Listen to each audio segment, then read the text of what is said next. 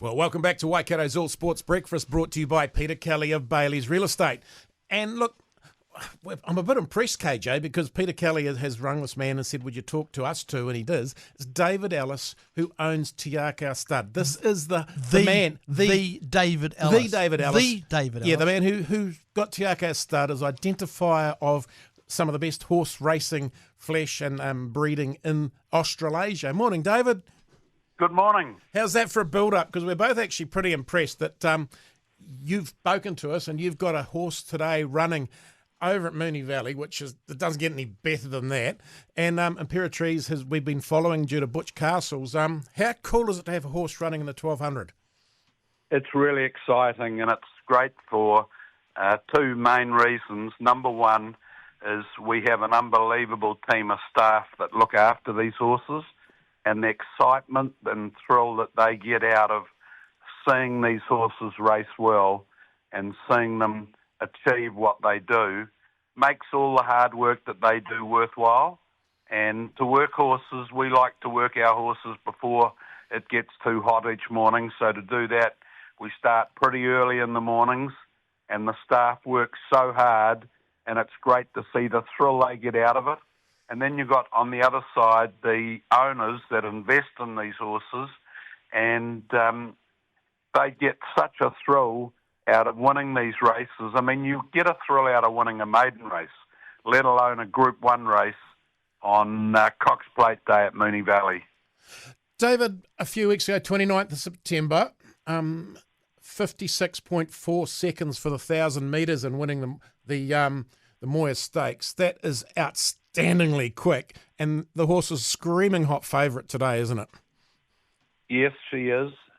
She's broken 2 track records at Moonee Valley, and it's quite incredible the job that Mark Walker and Ben Gleeson, our stable manager over there, have done.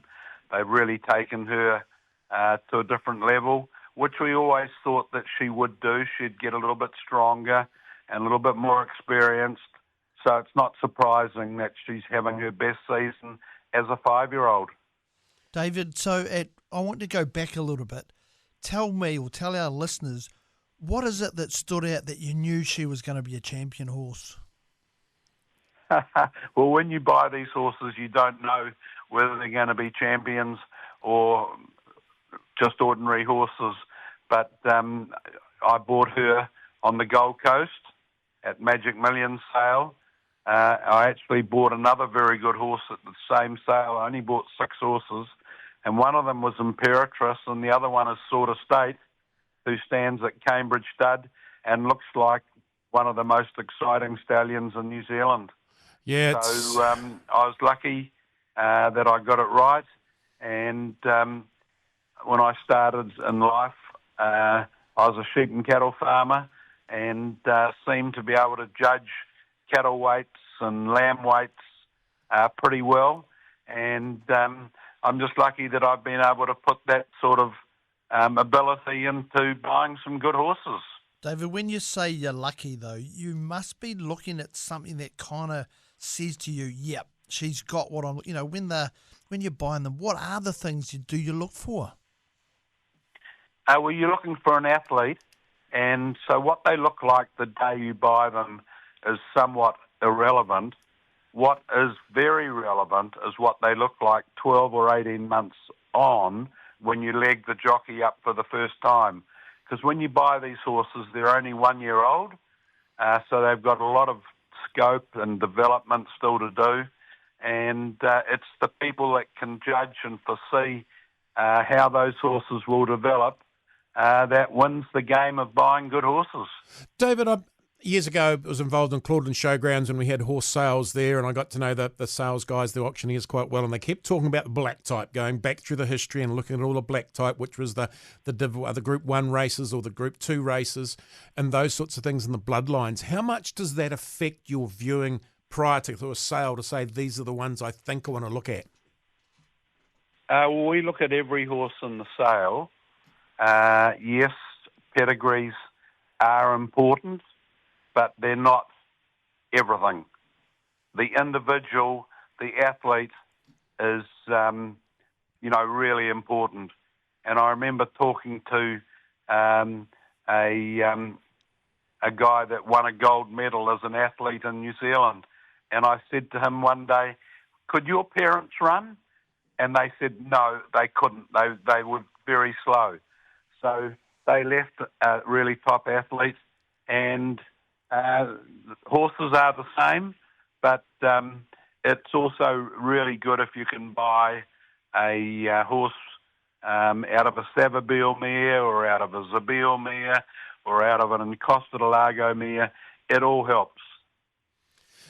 David, you bypassed the Everest, which was a New Zealander, took the punt, he got them all right in a row and won about $10 million. But you bypassed the Everest for the race today and then again on November 11th. Was that always the right plan with you and the trainers? Yeah, it's what we thought was the right thing to do by the mare. We thought that sending her from Matamata over to Melbourne and then down to Cranbourne, and then it was just too much to ask her to do to go up to Sydney. But we also think that she's slightly better left-handed way round, which Melbourne is. And so we just did the right thing by the horse. And also the races that she's winning there are Group 1 races, which also adds a lot of value for a mare going forward. David, I'm really interested. You talked about your staff, that they're really passionate around what they do. What are some of the roles that these people fulfil to ensure that, you've said you're taking a bit of a gamble with the horse, but what do they do to get it into a champion like she is? Well, it starts with the way she was being broken in, which is really important. You've got to have the very best riders that you can get, riding them, educating them. Then they go into the stable and they might have a quiet trial and a jump out, and then they might come back to the farm for a spell. In Imperatrice's case, she had her first start in December, which she won. She had her second start at Ellis in a Group 2 race, which she won. And she's had a few minor issues that we've been able to sort out. She had a little problem with her back, so we bought a machine that she runs on, and she doesn't need to have a jockey on a treadmill. And we've bought a special rug for her, which massages her, and now she's very, very sound and giving the owners the thrill of a lifetime. Geez, I think I want to be a racehorse some days. Any way you can fix my back and my inability to run at the moment, David? Well, I was speaking to somebody the other day and he said to me, my wife doesn't want me to invest in a horse. She says we need the new kitchen first. And I said, well, get the Sharon Imperatrice or the next Imperatrice, and that'll pay for the new kitchen. Now you're thinking. Now, of course, today you're hoping 16 wins out of a 22-race career, which is unbelievably brilliant. Sunline won this race. This horse is just doing everything right. And for an investment of just over $300,000, $2.5 million so far, I think you're on the money, Mr. Ellis. I think you're on the money. Oh, well, time will tell, but it's certainly exciting to have a horse in a $2 million race, and it's even more exciting when they win. But it is a horse race, and there's no such thing as a certainty. And even though she's only paying $1.45, they all get beaten. Yeah, they do indeed. Hey, look, I just want to say thanks so much for giving up some time this morning to talk to us. Absolutely outstanding what you're doing in the horse racing industry. When you see Butch Castles, see if he can get better tips for us, because he's been doing average over the last 6 months. But, hey, you have a neat day. Let's all the best wishes for your owners and for you on that wonderful horse this afternoon. I'll tell you that I'm the biggest Newstalk ZB fan in the world.